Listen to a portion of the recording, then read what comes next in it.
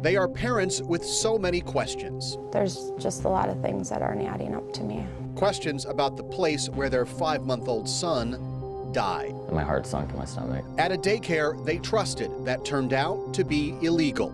As our investigation is about to show you, the state does very little to stop illegal daycares until after a problem or a tragedy strikes. It's a systematic problem with the way the law is written. He was just smiling. And Mark Averett and Stacy Schultz say their little boy, Landon, was the center of their world. He smiled a lot, he laughed, giggled. With both of them working, Averett and Schultz needed someone to look after Landon. They chose an at-home daycare run out of this West Bend house by a woman they thought they could trust. She was very inviting, you know, she helped me with the bags, and I felt very comfortable. That changed in late February. Stacy Schultz saw a string of missed calls and a voicemail from the daycare on her phone. She was crying and she said, "Stacy, something's wrong with Landon, you need to get here now."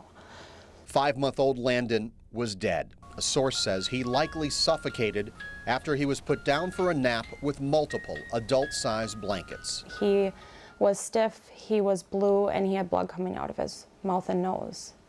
Landon died in the care of Leah Shulka, owner of an unlicensed at-home daycare, a kind of daycare with no oversight from the state whatsoever. How can that happen? Well, in Wisconsin, it's actually more difficult to open a business cutting people's hair than it is to open a business watching their children. State law allows anyone to open a home daycare without a license, a background check, or anything. Unlicensed child care providers don't have to send any kind of paperwork into the department. Jill Chase is in charge of early care regulation for the Department of Children and Families. Not even a letter saying, "Hi, I exist. I'm going to be watching kids for money." That's correct. The state has 64 pages of rules for daycares, but only the licensed ones, including a rule forbidding loose blankets around infants. If a daycare is unlicensed, there's only one rule: you can't watch more than 3 kids at one time.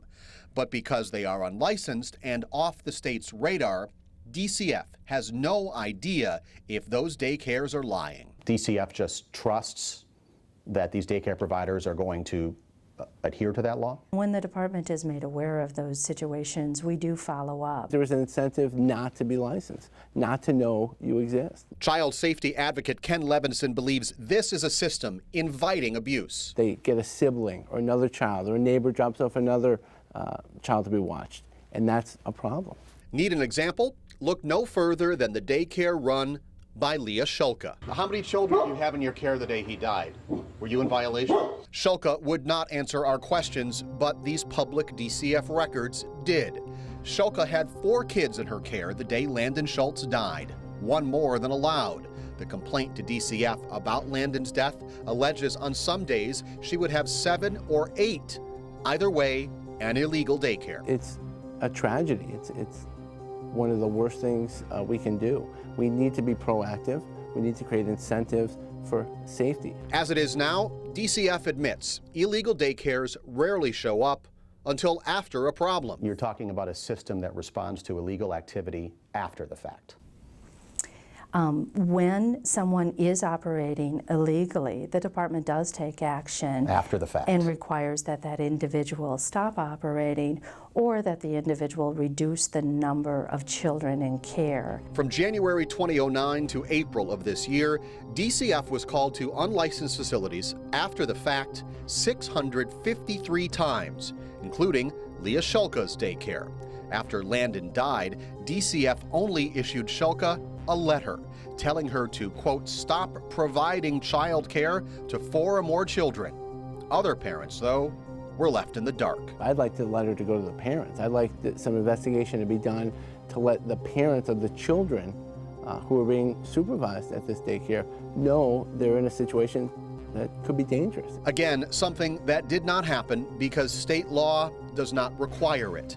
Stacy Schultz and Mark Averett hope their son's death will lead to changes in that law and, in a way, let Landon live on longer than his 5 short months. I haven't let him go. I'm never going to let him go.